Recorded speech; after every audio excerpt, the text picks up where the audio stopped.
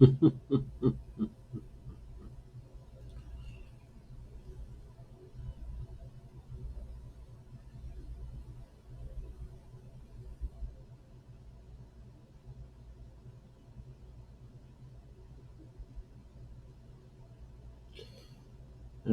everyone. How are you tonight? I hope you're doing very well. By now, you perhaps know that my topic is the CNN climate town halls and my commentary on the winners and the losers, which is also a commentary and analysis on the Vox analysis of winners, okay, and losers. Nice to see you, Dale Weaver, and also Susan Eldridge. Hi, Susan. And Lana, of course, it's always very nice to see you as well.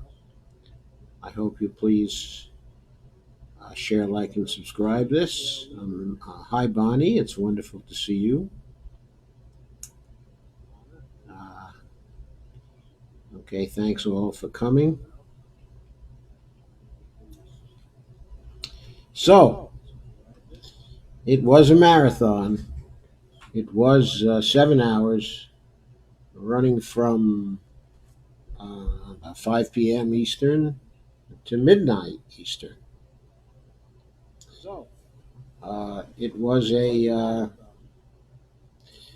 there were some high moments and some low moments, and we'll get right to the Vox analysis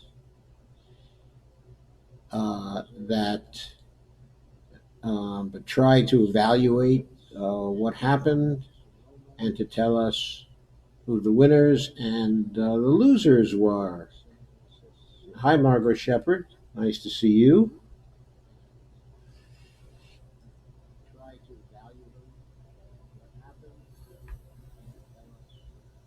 And Susan said, I only saw bits of it. It was way too long. Yes, I only saw bits actually myself. We don't have cable TV services any longer. We gave it up some time ago because all we usually watch are films and also news on YouTube. Okay, and CNN was live streaming this only to cable TV stations. And we don't have direct cable TV access. So I was locked out. I was behind a paywall. I couldn't actually see it as it was going down last night. But, oh, here's Warren Rosler. Hey, Warren, how are you? Hey, I hope you're doing well and have escaped unscathed from the hurricanes. Okay, very nice to see you. And Elaine McForbes has joined. Hi, Elaine. Very good to see you too. Uh, okay, so I'll be getting to the article actually right now. I'll share that with you. Let me access it first, and then I'll share it with you. How's that?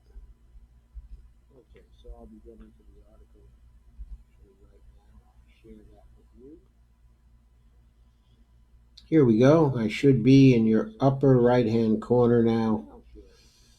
Title of the article was Six Winners and Three Losers from CNN's Climate on the Town Hall. And you see they give a little preview of the winner there. And they say that winner was Jay Inslee.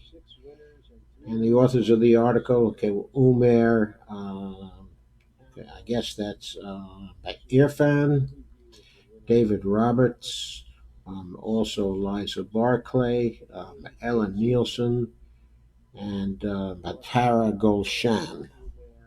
Here I have a nice new monitor to help me out, and I'm still trying to read the small print out of the monitor on my, my laptop. It's hard to get out of the habit. So, anyway, we'll go through the article and I will comment on it, and I'll make it easier to read now as well. Let me do that. There we go. So each candidate had a 40-minute segment, and this provided a nice environment because the answers could be nuanced. Uh, According to Vox, there was a lot that could have gone wrong, so it's remarkable that so much went right. So Vox kind of liked it, and they said the town halls easily outshone the muddled discussion in the paltry half hour or so devoted to climate change across 8 hours of official Democratic debates. And they quote Cory Booker here as saying, climate is not a separate issue, it's the lens through which we have to do everything. And before the town halls, the article notes the 2020 candidates put out their visions to do something about the climate emergency. The article says, but in front of the cameras, they were tested on their mastery of by their own material. The questions came from CNN moderators and audience members, and they range from carbon taxes to meat consumption to fracking bans. And the authors say, for many observers and climate activists on social media, it was a surprisingly productive discussion that dealt with a core challenge the president has to address in office: the exercise of executive power.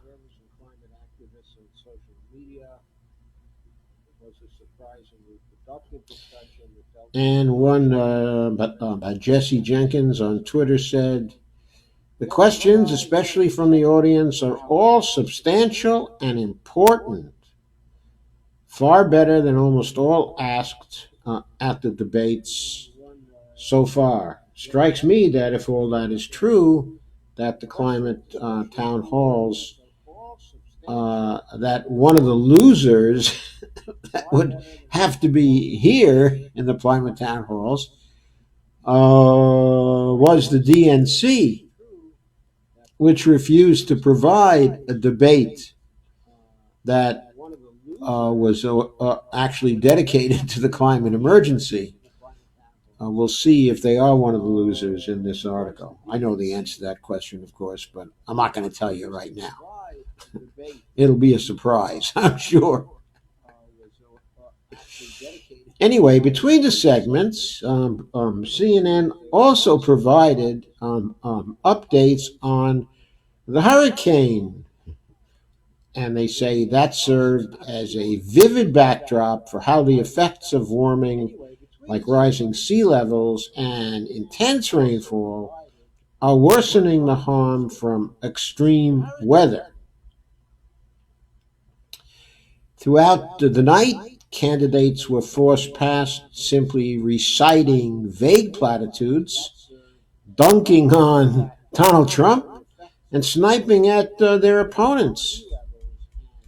Instead, facing an audience with real stakes,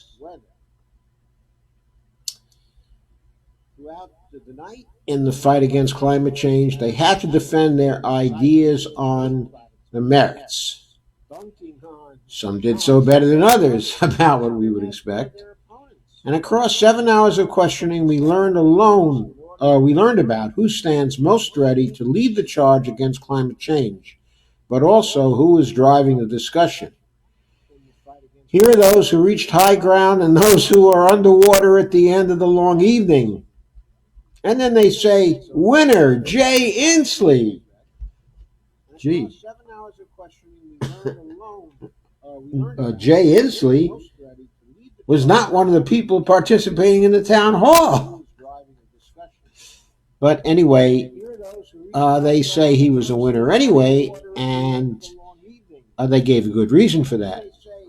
They point out that but Jay Inslee built his presidential campaign around the urgency of combating climate change.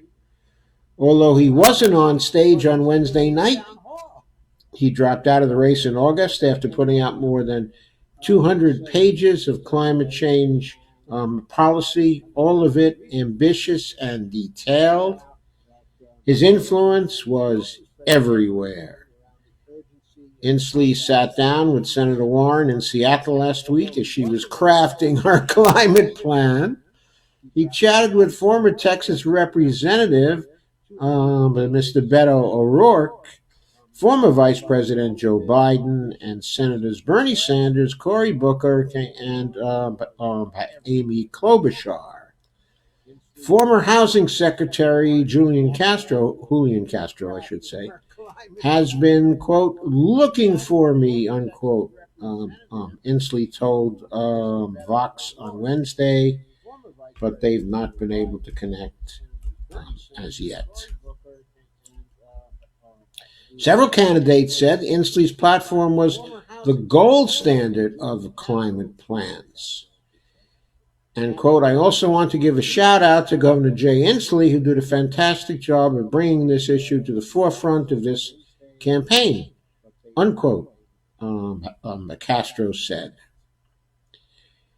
And Klobuchar said she supported the, quote, individual efforts like the ones Governor Inslee talked about so well. Things like even using cold water for the clothes saves 5 times the energy. Well, I think Warren had something to say about that during this particular debate.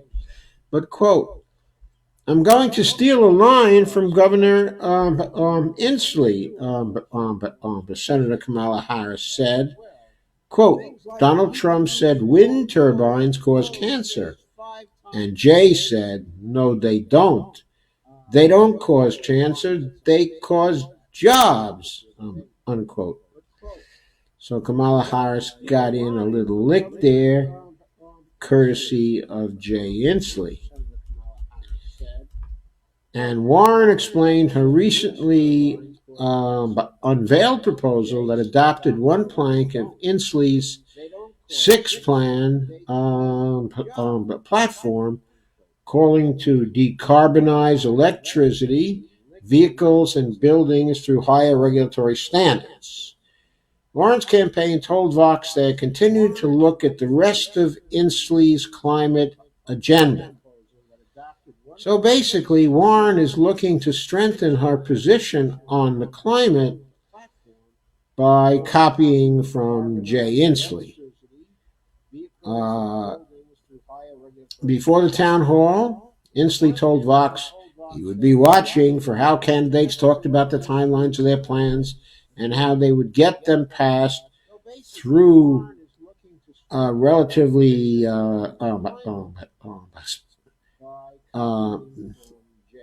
since they would have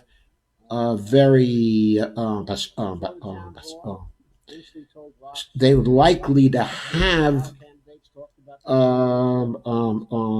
some majorities in Congress which were slim.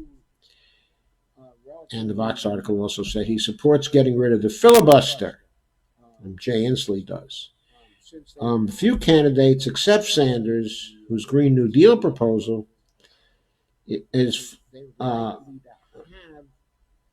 has specified spending of $16 trillion in federal investments, have put forward proposals as comprehensive and as big as Inslee's. But Inslee is still encouraged that people are listening to him.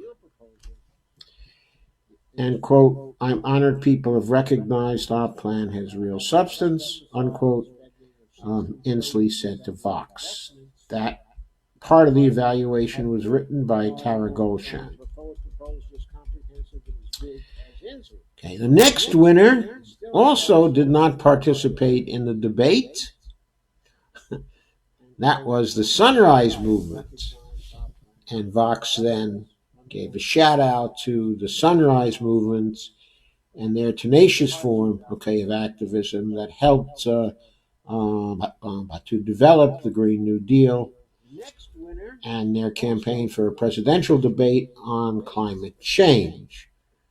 While the DNC voted down holding an official debate on the climate, the Sunrise activists secured support for the idea from a majority of the Democratic presidential candidates, building the case for CNN, and MSNBC, which is hosting a town hall September 19th and 20th, to take a chance on holding a climate change forum. So MSNBC is saying "Me Too" on September 19th and 20th. I didn't actually know that. It's nice to learn it.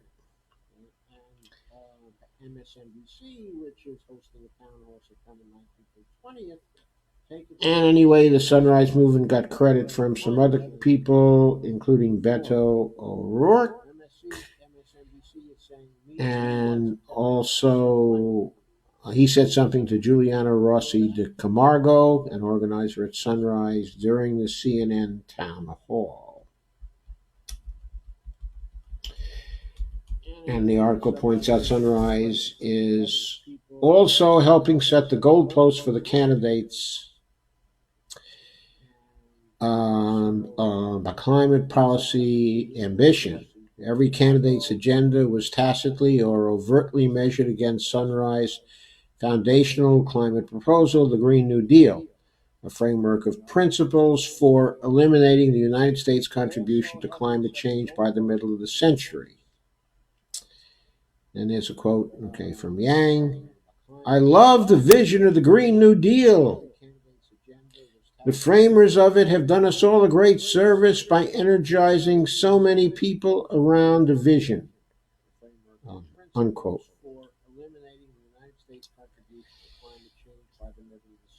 And the Sunrise activists themselves, a cadre of vocal, young, and diverse campaigners, are continuing to push the candidates to strive for more ambitious emissions reduction targets, demanding details and commitment from everyone who is seeking office.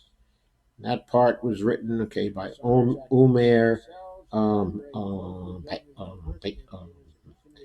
I guess, it's Irfan. And the next winner was actually someone who participated in the forums, and that was Bernie Sanders. Sanders was somewhat late to the game in this climate primary. He didn't release his comprehensive climate plan until August. But when he came out with a bang, outlining the only plan so far that rivals Jay Inslee's in scope and ambition.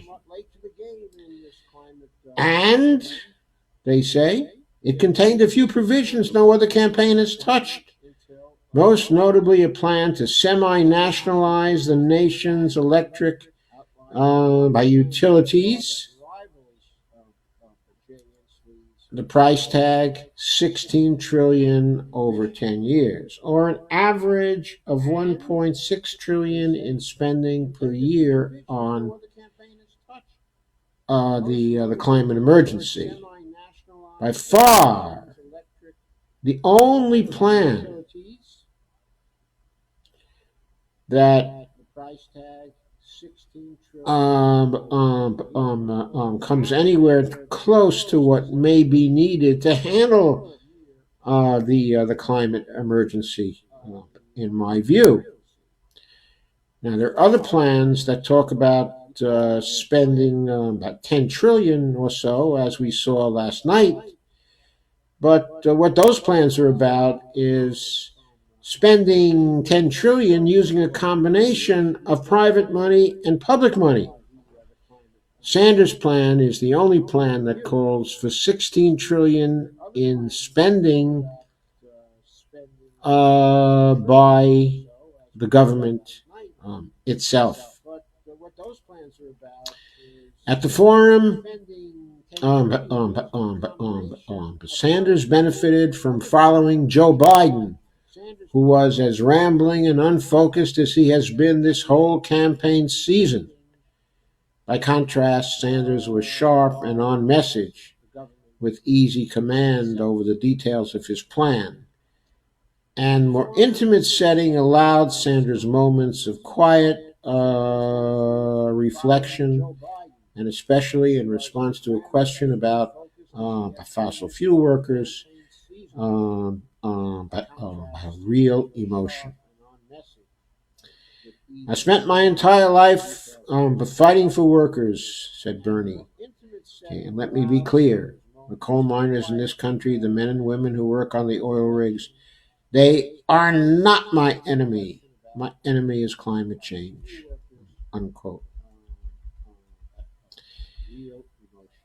And then CNN takes a little jab. Substantively, his worst answer was his first. He was asked about the filibuster and offered a limp defense, claiming he doesn't want, quote, the Senate to become the House, unquote. So, since the Senate specifies 6-year terms and the House only 2, it still doesn't seem to me that even if they got rid of the filibuster, that the Senate would simply become the House, because the 6-year term versus 2-year term is also a pretty significant difference between the two bodies, especially when it comes to the need to raise money. Okay, to constantly be in a battle to raise money. Okay, but apart from that, I have to say that I agree with the Vox writer here that we ought to get rid of the filibuster. In fact, I think it was the filibuster as much as anything else that contributed to a lack of consideration for Medicare for All in 2009 and the refusal of Democratic senators to get rid of the filibuster. Without the filibuster, it might have been possible to have passed the Medicare for All bill in February of 2009 instead of fooling around for a year and 3 months and coming up with the Affordable Care Act, a terrible bill which was a bailout for the pharmaceutical companies. Now, Vox opines not many voters will care about the filibuster, though. And from there, Sanders went on to press his case against the fossil fuel companies. He would direct his Justice Department to hold them criminally liable. Sanders vowed to protect workers and small businesses, and almost alone among candidates faced up squarely to the idea there might be some effort and sacrifice involved in solving the climate crisis. Seems to me he was the only candidate to face up to that. Quote from Bernie, there's going to be change. We're going to have to ask people to understand that we've got to make those changes now, even though they may be a little bit uncomfortable for the sake of future generations, unquote. One notable dynamic with Jay Inslee out of the race, Sanders' plan has become the de facto marker of ambition. Not sure quite what he means by that. He's certainly become the marker to equal or surpass. And by the way, I don't think anybody did it in these forums. Several candidates were asked to compare their plans to his. He loomed over the debate even when he wasn't on stage. That summary was written by David Roberts of Vox. And winner, a further winner, the audience questioners. And they mentioned a mother who lost her daughter to Superstorm Sandy, a nurse concerned about climate impacts on her low-income patients, a refugee from rising sea levels, okay, and a union worker anxious about losing his job. Most compelling questions of the night came from ordinary people who have faced the consequences of climate change or might suffer from efforts to combat it. Uh, I don't think the people who were asking those questions last night were really ordinary people. Uh, I think they were people who had had some very telling experiences that led to those questions.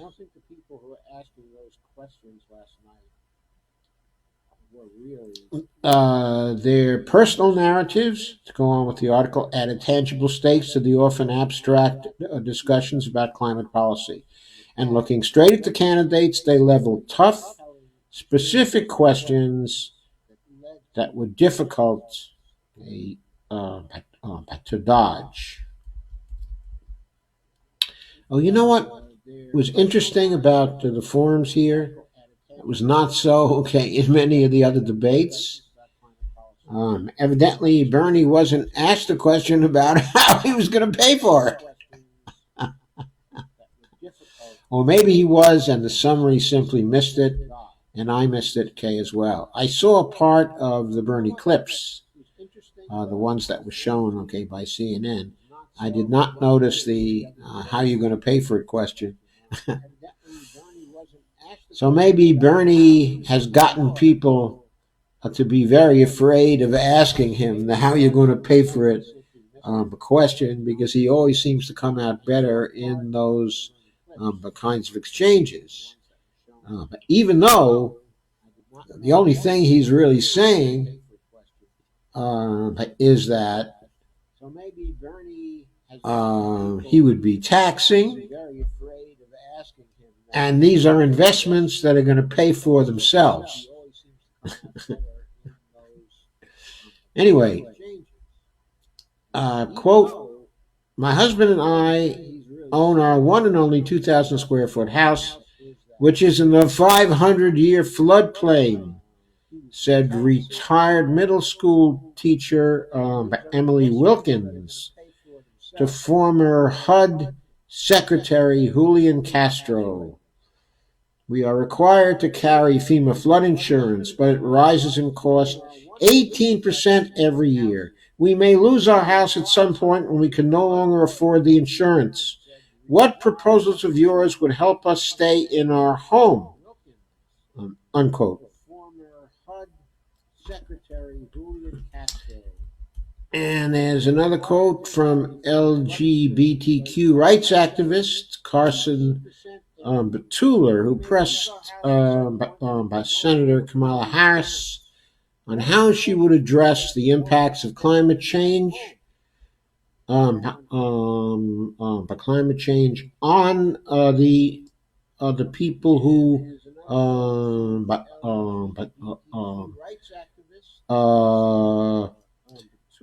the marginalized people, drawing on his personal struggles during this summer's heat wave. And he said, quote, I have a spinal cord injury, and part of having a spinal cord injury means I experienced something called dysregulation. I cannot regulate my body temperature. I can't sweat. July of 2019 was our Earth's hottest month on record, he said. Quote again, and I had my health put at risk, but seriously more than once, unquote. Now, he doesn't say here how Harris answered that question, which would have been good to include in the article, I think. But he does say the questioners elicited good answers and pushed some candidates into awkward positions, as good questions should. And for viewers at home, they helped to illustrate how efforts to mitigate climate change might affect them, and who in the race for president would be their best advocate in the transition towards clean energy. And that piece was written by Umar by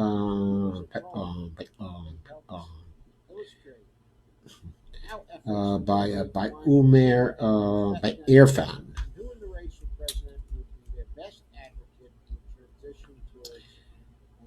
And here's a tweet from Dave Weigel.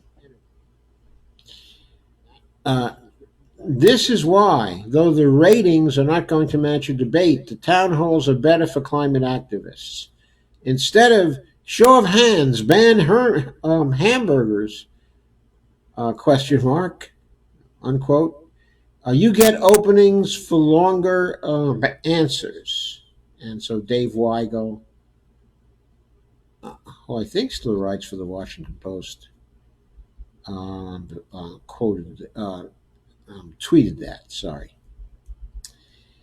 And the next winner was CNN.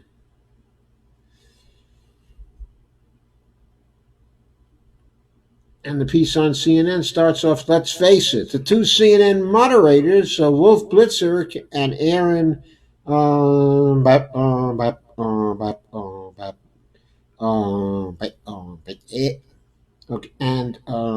Aaron Burnett, were not good.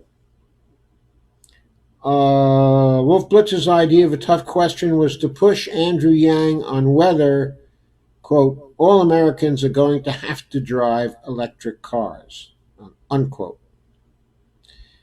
And Yang laughed and said, quote, it's not something you have to do, okay, to drive electric cars, okay? It's awesome, unquote. And Blitzer said, so what's the answer? Are we all going to have to drive electric cars? And Yang said, quote, we're all going to love driving our electric cars, unquote. And Blitzer said, quote, will we have to drive electric cars, unquote. Oi! This is the typical cable moderator's idea of a tough question, asking Democrats to respond to a Republican talking point. There was a stark contrast between the moderator's goofy gotcha questions and the articulate, informed questions from the audience. However, Anderson Cooper turned it around when he took over. Well, that would be a novelty. I should say that must have been a novelty, offering helpful context and clarification for both questioners and also candidates. So Biden cracked at one point, thanks for your help, quote unquote. And special, quote, climate correspondent Bill Weir was around all right, asking smart questions, keeping the focus on ongoing human suffering. That must have been a novelty for CNN also. Taking a step back, it's remarkable this thing happened at all, and it easily could have been filled with shallow questions and cliched answers. Instead, CNN managed to host 7 hours of sustained, substantive, prime-time discussion on climate change, something that would have been unthinkable even 6 months ago with very little fat on it. For as often as the network is criticized for its coverage of the climate, it deserves enormous credit for this. And that was a statement by David Roberts. And then winner, the Democratic Party. It is difficult to imagine any set of Republican lawmakers engaging in sustained and positive policy discussion for 7 hours, but the Democratic candidates pulled it off with aplomb. They did not attack one another. They spent very little time attacking Republicans. Even Trump himself only got a few call-outs. Funny, I saw a number of clips last night. I thought I saw a number of call-outs of Trump, but I stand corrected, perhaps. Almost the entire event was devoted to forward-looking social and policy discussion. It was downright inspiring. There are plenty of differences among the candidates on climate change and other issues, and not every candidate hit it out of the park at the town hall. Harris and Biden, in particular, seemed ill at ease and did more filibustering than the others. In other words, more word salad than the others. And I did notice a lot of word salad both from Biden and from Harris in the few clips I saw. As for Biden, it was almost all word salad. But not a single candidate came unprepared. Not a single candidate was anything less than informed and engaged. Well, except maybe for Biden, huh? And if Harris was informed, it sounded like she was more informed by Jay Inslee than anything else. But anyway, going on. A few of them, Yang and Booker in particular, turned in some of the strongest performances of their races so far. You know, this is very interesting because thus far, there's been no mention of the mayor Buttigieg. No Buttigieg mention at all. I suppose he goes into the pot of the informed and the engaged, but we haven't had so far even one example of uh, his informed state or his engagement. The article goes on. The primary season may well be miserable, and Trump may well win in 2020, but Democrats, especially Democrats concerned about climate change, should take some solace in the fact that they boast a deep and impressive bench aligned on the right side of history. And that's by David Roberts also. I think that commentary right there is a little too enthusiastic and a little too complimentary and a little too fantasy inspired. First, because I don't know how many of the Democrats that were on the stage are honestly and sincerely concerned about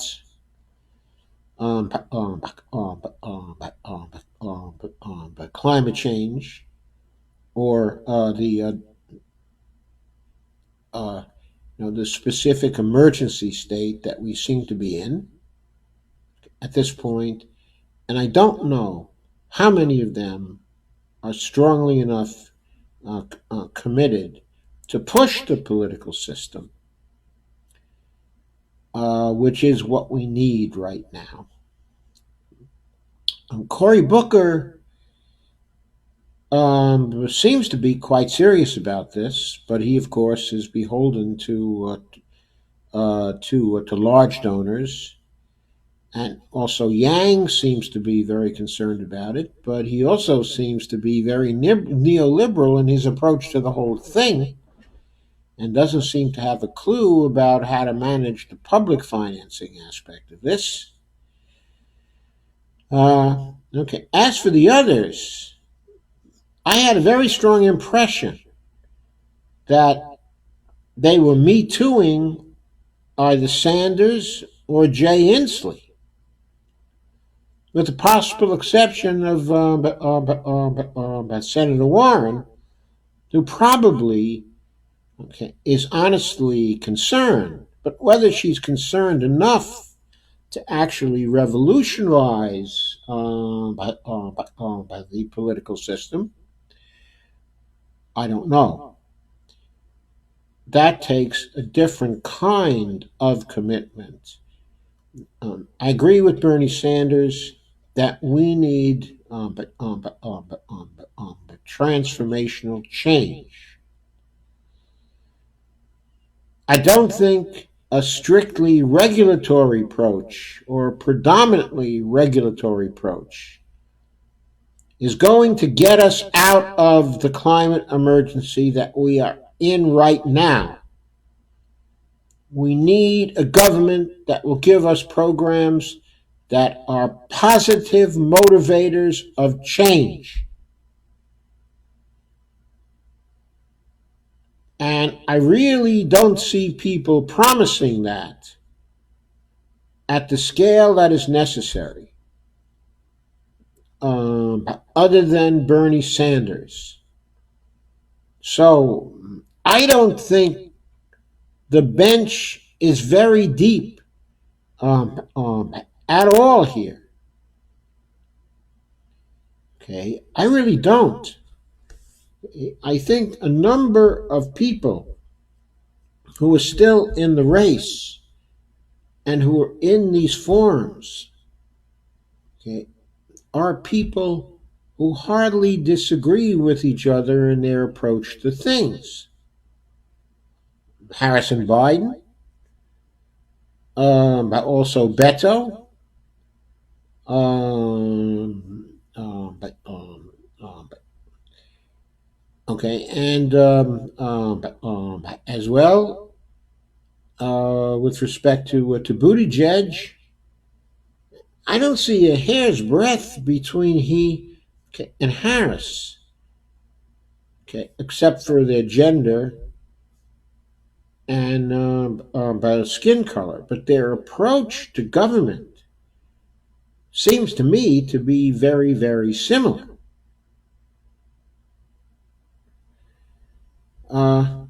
Okay, I think Booker has the potential to be different, but for his whole career, he's been very neoliberal. And I don't see that he has learned anything else. So, of the candidates who continue to stay in the race, I think Bernie Sanders, okay, and also Tulsi Gabbard, okay, are part of the bench of the Democratic Party. And just maybe Warren might be able to find the strength to beat Trump and to push things forward a bit. But I don't think she has the vision. I don't think she has the philosophy. I don't think she has the moral commitment to overturn a predominantly neoliberal approach to what she's doing.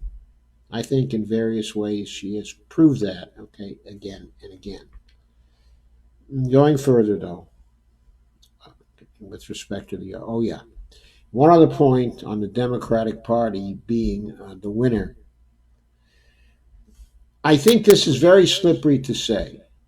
The reason why, okay, it's slippery to say is because while individual Democrats might have been pretty good in their parts of the forum, in the individual town halls they may have been fairly impressive.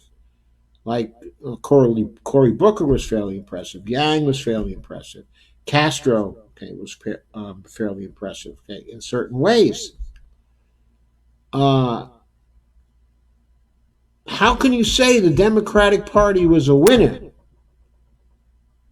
when the whole debate happened, or the whole forum happened, because the DNC refused to have a debate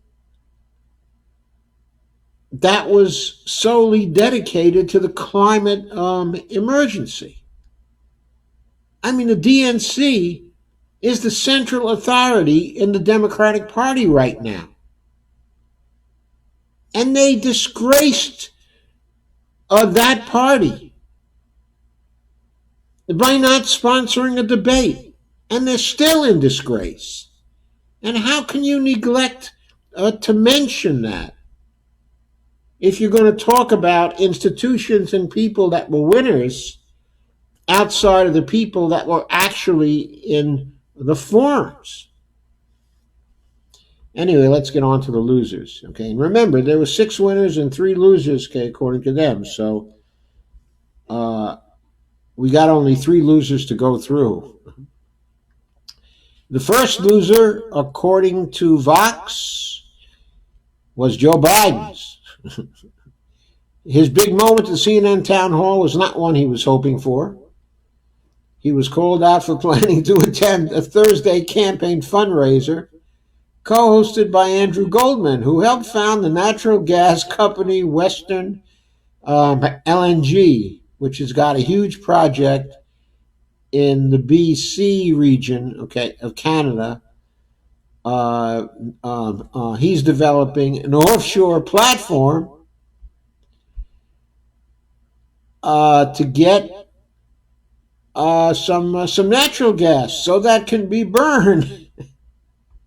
Although Goldman isn't technically a fossil fuel executive and isn't part of day-to-day operations at the company, Biden said he'd consider pulling out of the fundraiser if there was more of a link between the two. But even a whiff of coziness between Biden and someone with ties to a fossil fuel company won't make the climate activists happy. And not only the climate activists won't make me happy either. I don't think it makes you happy. And immediately after the debate, Sunrise called on Biden to cancel the fundraiser. That's wonderful. Compared to Warren and Sanders, the former vice president and the current Democratic frontrunner, now I think there were many people who will disagree that he's the frontrunner. I mean, he doesn't have much of an organization on the ground. He's got a very narrow base of contributors, in spite of the fact that he's raised a lot from people he's going to owe big favors to. But as the article said, compared to Warren and Sanders, he didn't offer a clear vision on the climate. Biden gave long and often rambling answers about his climate plan, noting the climate groups gave it a B plus or beyond. Yeah, that was true, but it really puzzled me when I saw that rating. I didn't understand. I mean, I read his stuff on the climate, and I didn't see why they gave the plan a B plus or beyond rating. I mean, they must have gone out of their minds, or they must have the same donors he has. He declined to join some of his opponents in supporting a nationwide ban on fracking, and he kept returning to the point that his experience talking to world leaders as Obama's vice president would help him build an international climate coalition. In doing so, Joe Biden seemed to suggest that whatever the U.S. did to decarbonize ultimately would not matter if the rest of the world did not follow the lead. And then they quote Biden saying that. And that summary was written by Ella Nielsen. It seems to have been fairly non-critical because even though we might make up 15% of the problem in terms of the CO2 emissions at this point, the influence we have on the rest of the world means that we're much more than 15% of the population, and not just the influence our government has on the rest of the world, but the influence our fossil fuel companies have on the rest of the world. For example, who's exploiting the resources in Ecuador? Who's exploiting those resources, if not the American multinational companies? Companies we're able to directly influence. Who's trying to get the United States now to overthrow the regime in Venezuela so that these multinational companies, who are mostly American, will be able to exploit the oil for themselves and burn more of it while we're trying to get a grip on the climate emergency. So Biden's point of view about the rest of the world making up 80 to 85% is simply silly. We need to show the rest of the world that we are willing to change, and we have to help them change, and we have to help them to pay for it. Since we are a monetary sovereign and we have enormous financial potential to help other nations to make the transition to get off fossil fuels and to compensate those nations for not exploiting the fossil fuels they have in the ground right now, to help them to keep those fossil fuels in the ground by giving them incentives to do so. So, I think Biden's view of the problem is proof enough that he is unfit to serve as the President of the United States in these times.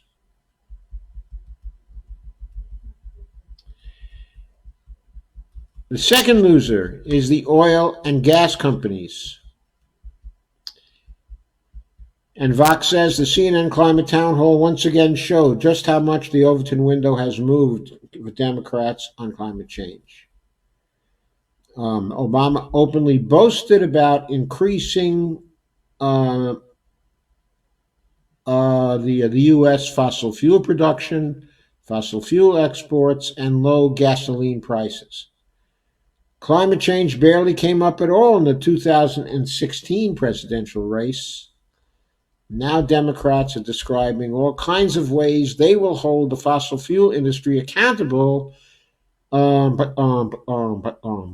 its pollution and emissions, and they're charting the course for weaning America off its products. All 10 candidates want to restrict oil drilling on the public lands. And Bernie Sanders wants criminal prosecution of the polluters. Harris wants to sue them. That's the difference between Bernie Sanders and Harris. Harris wants to let the rich people go and the rich companies go with fines that are just the cost, of doing business. Sanders wants to put the top executives of those firms in jail. Who do you think is going to make them stop the pollution? The person who wants to sue them and who, as the Attorney General of California, constantly made settlements with them that did not hurt any of the executives at all? Or the person who wants to jail them? Harris said they're causing harm and death in communities, and there has been no accountability. So I'm going to sue them. Harm and death, and she's going to sue them. And she thinks that's accountability. Booker and Sanders so far have said they would ban fracking. Actually, it seems to me Booker said he would ban fracking on public lands. I don't know if he said he would ban fracking altogether. I think only Bernie has said that he would ban fracking altogether. I didn't notice Warren saying that she would ban fracking altogether.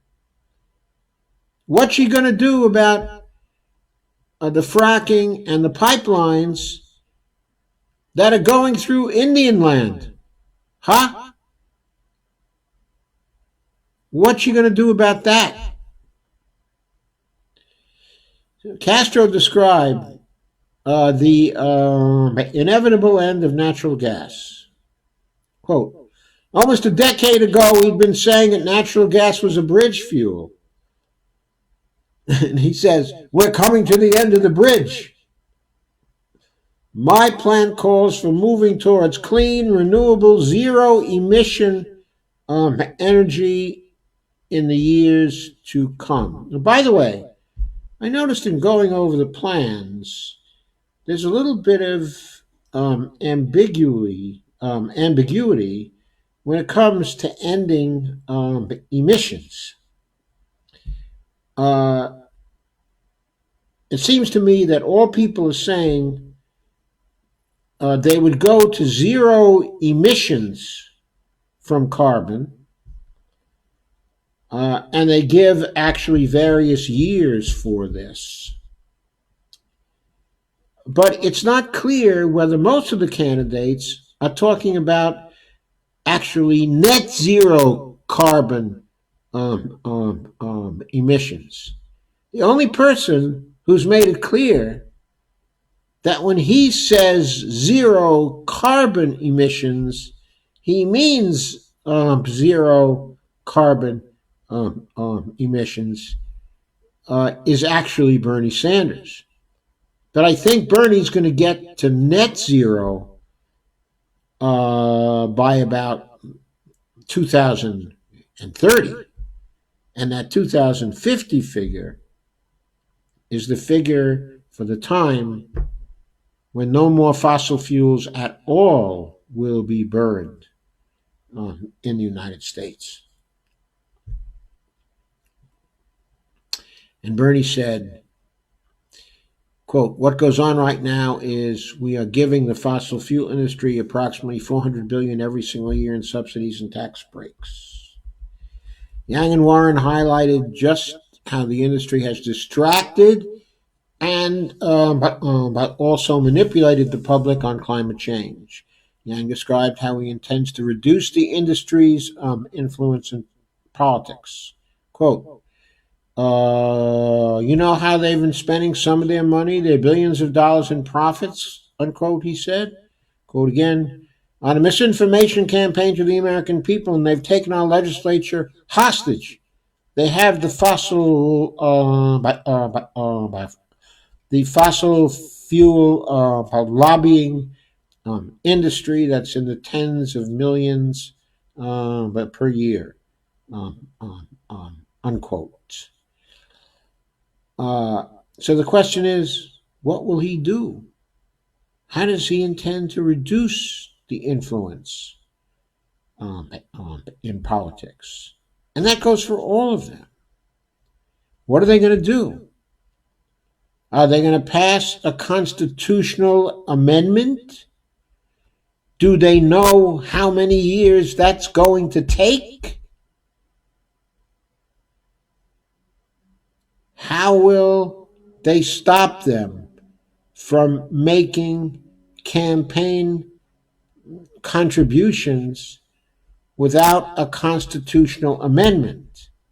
As some of you who've watched me in the past certainly know, or surely know, there is a way of doing that, but it isn't through a constitutional amendment. Yes, constitutional amendment will do that. Once you get through the 7 years it's going to take to pass the damn thing. But what do we do for the next 7 years when we have to cut back the influence of the fossil fuel industry on our lawmakers to nothing? How are we going to manage that? Does Yang know how? For that matter, does Warren know how? Does Bernie know how? I don't know if Bernie knows how.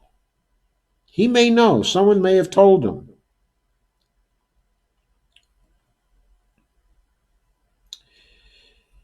The candidates differ in their timelines for transitioning off fossil fuels, in contradiction to Tulsi Gabbard, who has a bill specifying that they would have to transition off fossil fuels by 2035 completely. No more fossil fuels. But to go on with the article, the forum made it clear just how unified they are in their commitment to policy that will radically restrict and curtail this industry come 2020. Well, they're not going to curtail it in 2020, and they're not going to curtail it by 2021. Maybe thereafter, if they do the right thing, they will be able to curtail it. And so the third loser, guess what? The third loser is not Harris, according to them. There was only one candidate, according to them, who was a loser, okay, in the climate forums. And that candidate was Joe Biden. Anyway, the last loser was meat. Several candidates had to contend with variations from the audience on one of the trickiest climate questions. How will you encourage Americans to reduce meat consumption, given the disproportionate greenhouse gas emissions of beef production compared to other foods? What emerged was a range of ideas, including using nutrition labels to educate Americans on the environmental impacts of actually producing meat, using a carbon tax to signal the emissions impacts of meat, and restricting subsidies to the meat industry, all of which could potentially hurt the meat industry and benefit the climate. And moderator Aaron Burnett asked Harris if she supports changing the dietary guidelines to reduce red meat. And she said, quote, "We will encourage moderation." That's Harris, right? Quote again, "I've always believed we should expand what is on those cans of those things you buy in the grocery store. We should expand the list. Included in that should be a measure of the impact on the environment," unquote. Maybe that will help people stop eating steak, right? Several candidates also used the diet question as an opportunity to point out that Republicans have made the hypothetical threat of Democrats taking away Americans' hamburgers as an argument against the Green New Deal. Quote, "The important thing to understand is that we can have a more balanced diet and therefore a more balanced footprint and not abolish the cow," unquote. Said Mayor Pete Buttigieg. And quote again, "Abolishing the cow is what people are saying about the Green New Deal because it's an easy Republican talking point," unquote. Yes, it is a colorful talking point. And Buttigieg noted that his carbon tax applied to meat would help to curb the consumption of meat by demonstrating to consumers the climate costs of actually producing meat. Would that actually demonstrate it to consumers? I think they'd probably be incentivized to eat less meat anyway by a carbon tax on meat, but I don't know that it would demonstrate to them what the climate costs are. Quote, he says, "We change the economic signal and bring it into balance, and balance is what we have lost when it comes to our relationship with creation, with the earth that sustains our ability to live," unquote, he said. But the only signal he wants to give people is an economic one. I wonder about that as much as I wonder about him. And Booker, Cory Booker, who is vegan, uh, suggested that his administration would also rein in subsidies to the meat and dairy industry. Quote, "We're going to have to make sure our government is not subsidizing the things that make us sick and unhealthy and hurt our environment, and start to incentivize the practices that get farming and get agriculture and get the health of our communities back." That was written by Eliza Barclay. So, what I have more generally to say about that is that, okay, I think this commentary misses an important kind, okay, of overview of the forms. And I think the overview I have in mind is actually reflected in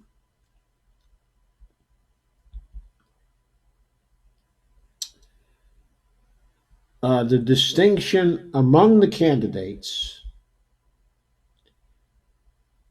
in terms of how much the spending by the government would actually be done in order to facilitate. Sorry, I clicked on the wrong window here. No, I guess I clicked on the right window. It just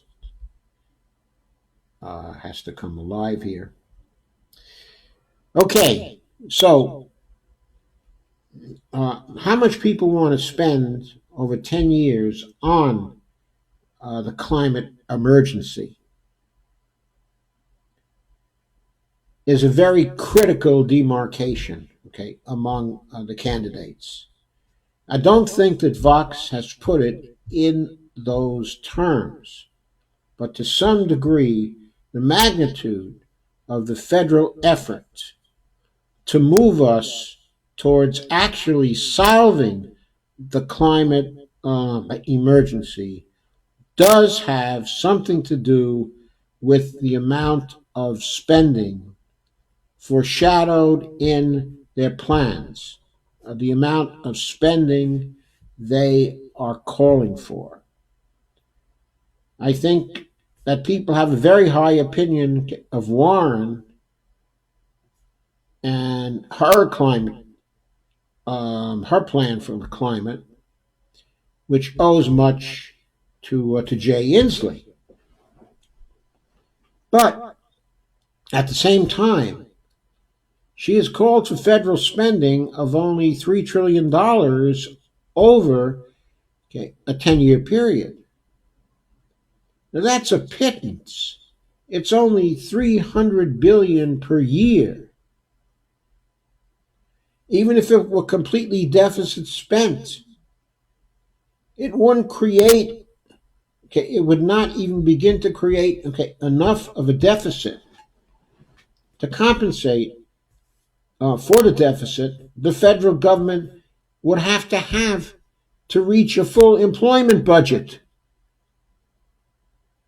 It's that small from a macroeconomic standpoint. But she supposedly agrees. Certainly Jay Inslee agreed.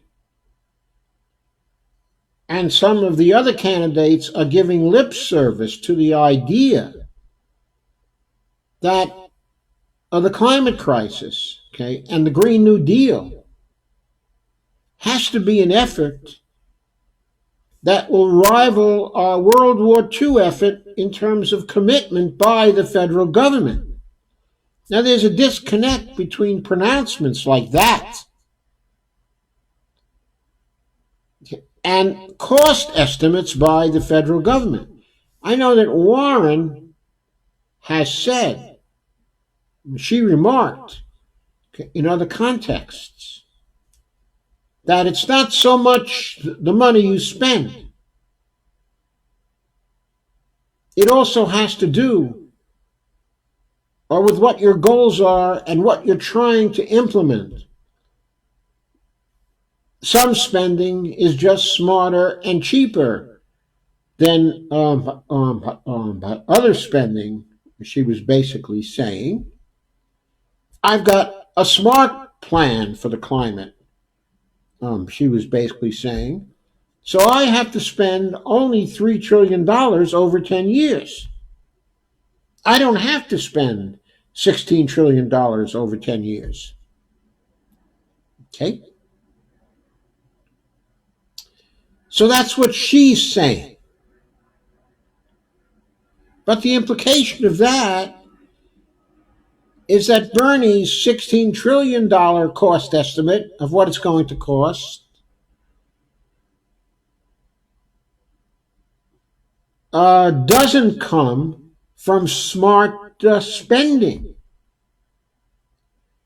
Her very strict kind, of regulatory approach to this,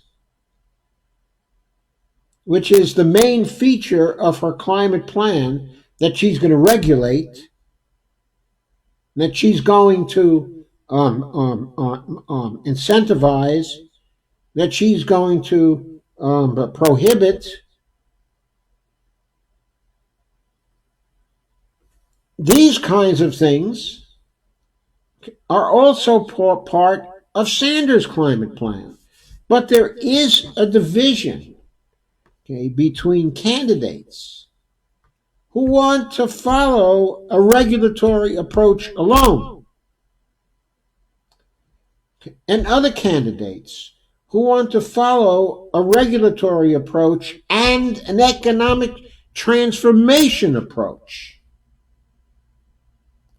Of course, the economic transformation and the societal transformation types of approaches are much more expensive, because it's more expensive to facilitate remaking a society.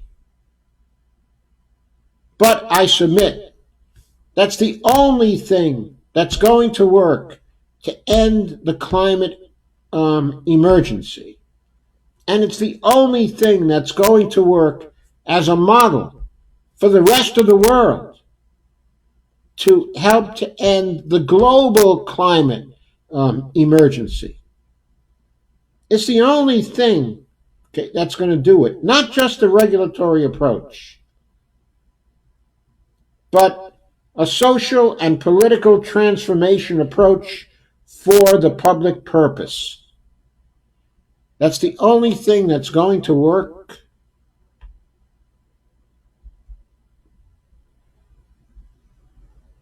Don't ask me why my screen didn't shift. I have no idea. I'm going to try it again. Can you see me now? Oh, I know why you can't see me. You probably could see me before. I just had to refresh my screen. There we go. I'm better off now. It was a problem, at my end. I had to refresh my Facebook screen. Oops. There I go again. Okay, I'm back. Everything is fine again. So the point is, that's the distinction. And that distinction is a very important one. Thus far, only one candidate is proposing to have a societal transformation that says that ending the climate emergency is going to require major political and social change that's going to require actually a revolution, and whose Green New Deal plan is part of the revolution that he envisions. There's only one candidate right now, okay, who is offering that. And there's a distinction between that candidate and the rest of the field, which the Vox article did not actually make, even though that distinction emerges from the debate and from the plans and from the forums. It's quite clear from the forums that this distinction exists. But of course, the mainstream media, including Vox, will not point that out, will not say that, will not make that clear.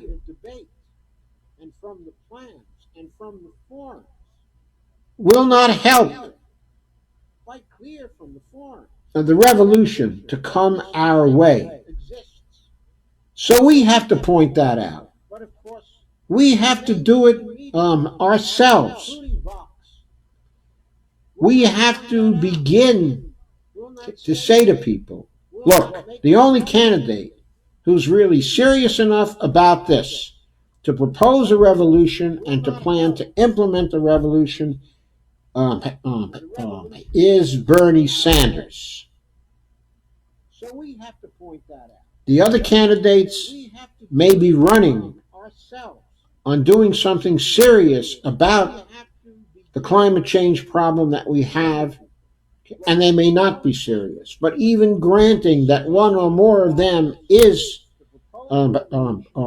serious, no one is seriously enough committed to tell you that they want a societal and political and economic transformation.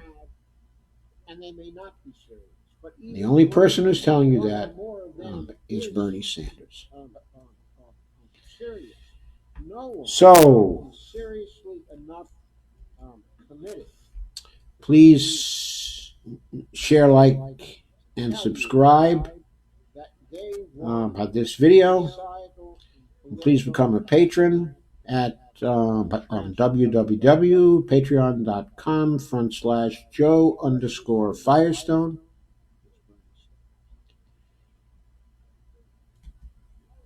And thank you all very much, okay, for attending tonight. I'll now take a look at your comments and questions and discuss them if they're available.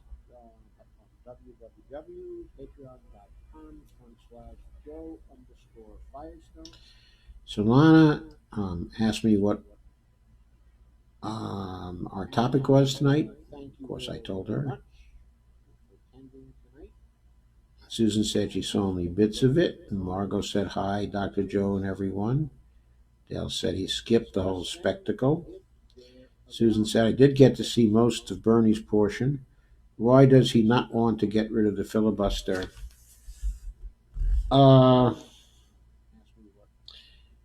Okay, I think that what Bernie thinks is that the filibuster,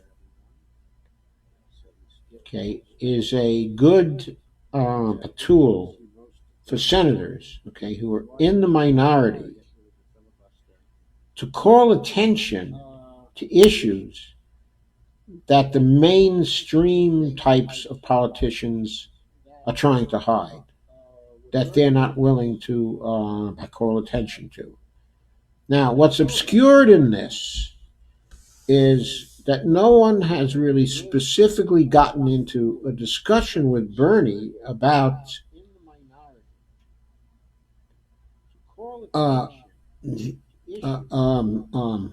if he doesn't want to get rid of the filibuster, would he do anything to the current form of the filibuster? I think if you asked him that question, then I think you would learn that he would suggest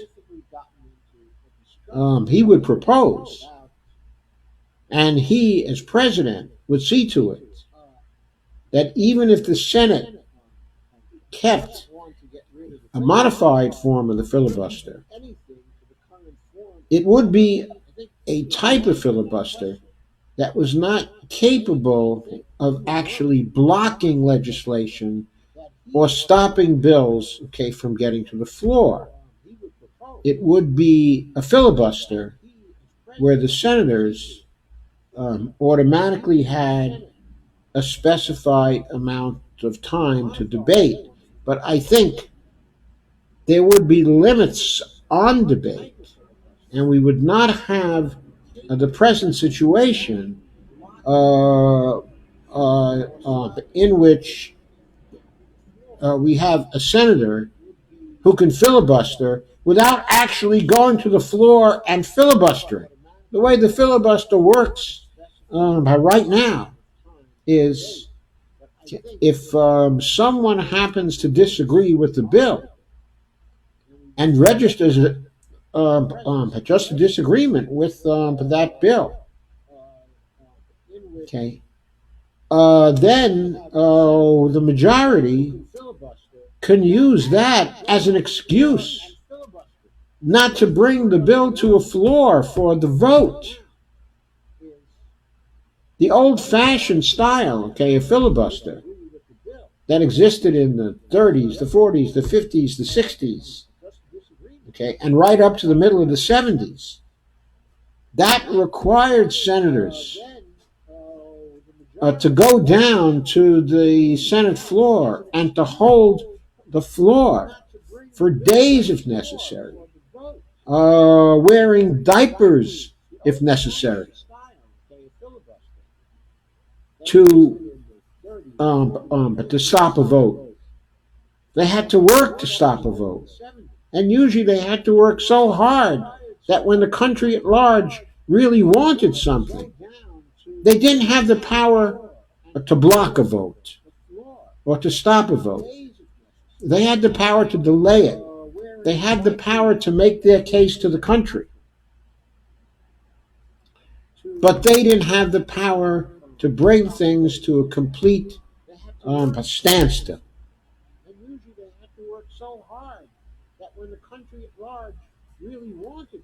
I think what Bernie wants to do is to have a situation somewhere between the old style filibuster, which was probably, I'm sure it was, too extreme, and the new style filibuster, where people don't even have to filibuster in order to invoke the filibuster rule, the cloture rule.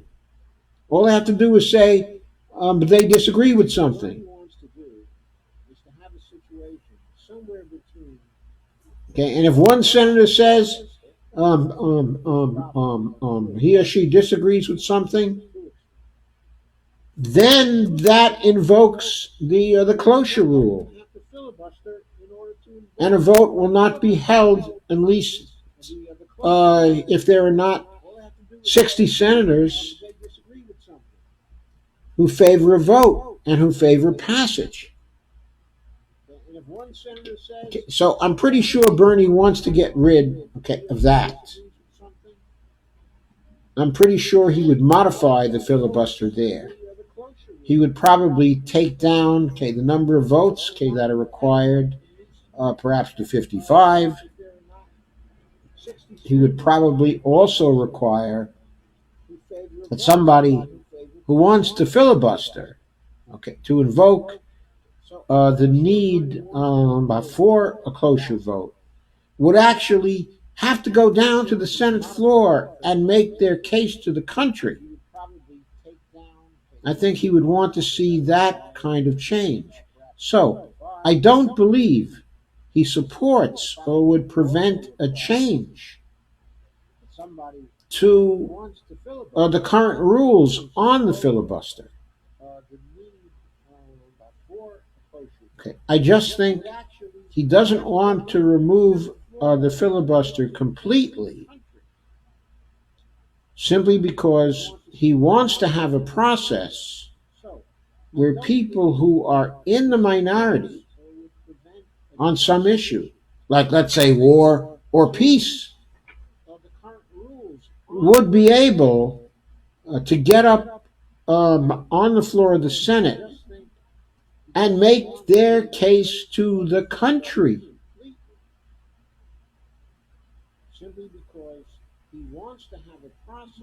now. I don't happen to agree with Bernie on this. I lived through times when the filibuster was very important in actually blocking legislation. I was around and interested in politics in the 1950s and the early 1960s when the segregationists in Congress were blocking action on civil rights, even though the majority probably wanted action on civil rights at that time. But it was possible to overcome the segregationists. And we did during the 1960s when the consensus on something was large enough. Uh, so it's possible to get around even that kind of a filibuster. It's possible to get around the kind of filibuster we have now, even through use of the reconciliation rules. But it still remains the case that the filibuster is a denial of the rights of the majority in the Senate.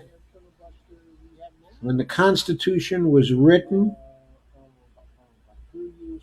the rule in the Senate was to be majority rule. The filibuster is an internal invention which is peculiar to the Senate. It has never been part of the Constitution. It is not part of the Constitution now. So I am a constitutionalist, about this. I want to restore the original intent of the framers and make rule in the Senate when it comes to legislation, make that actual majority rule in the Senate. At the present day, there are many alternatives senators can use to make their case to the public. There's, after all, social media, and their supporters on by social media. There are public speeches that they can make that can be covered certainly in social media. There are many ways to make your case. You don't have to make it on the floor of the Senate in the form of the filibuster. So I've always thought that the filibuster is an anti-majoritarian rule, and I've always been in favor of internal democracy in the Senate, and I still am. I know Bernie has his reasons for wanting to continue to limit or constrain majority rule in the Senate. And if we get into a debate, if he gets into a debate, and someone questions him on why he is not actually for getting rid of the filibuster, that he will give his reasons in detail. And I'm quite sure he's thought this through very carefully. I'd even like for he and I to have a debate over the filibuster because I'm just against it. I know the history of it fairly well, and I know the nuclear option very well, and I know what to do to get rid of the filibuster. And the filibuster can be gotten rid of on day one of 2021 when the Senate first convenes. At that time, okay, the leader of the Senate can get new Senate rules passed that do not include the filibuster. That's all that has to be done. No other change has to be made. And if the President of the United States wants to see that happen, and that President is Bernie Sanders, then he can have that happen. Okay, any other questions or comments?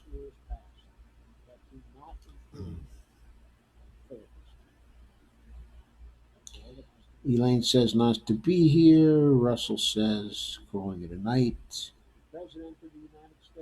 Elaine Forbes says we are being nuked coming in from Japan.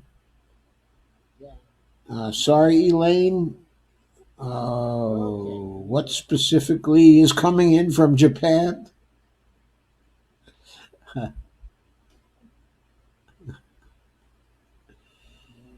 I don't think that's entirely serious, but perhaps you can tell me.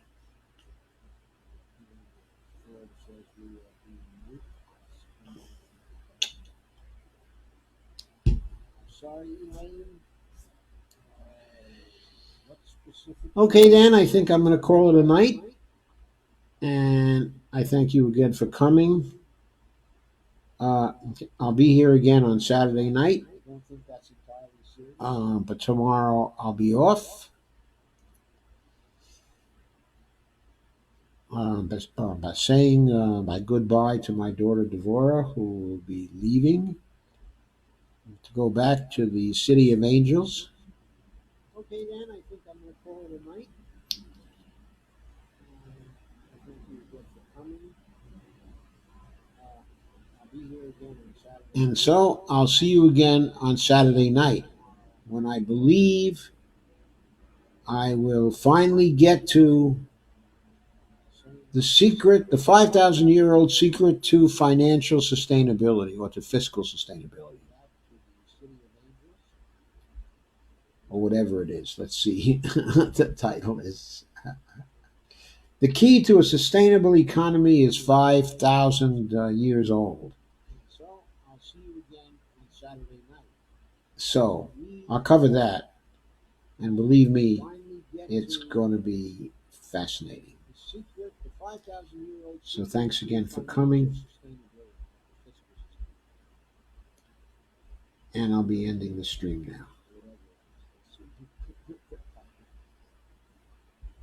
The key to a sustainable economy is 5,000 years old. So I'll cover that. Believe me,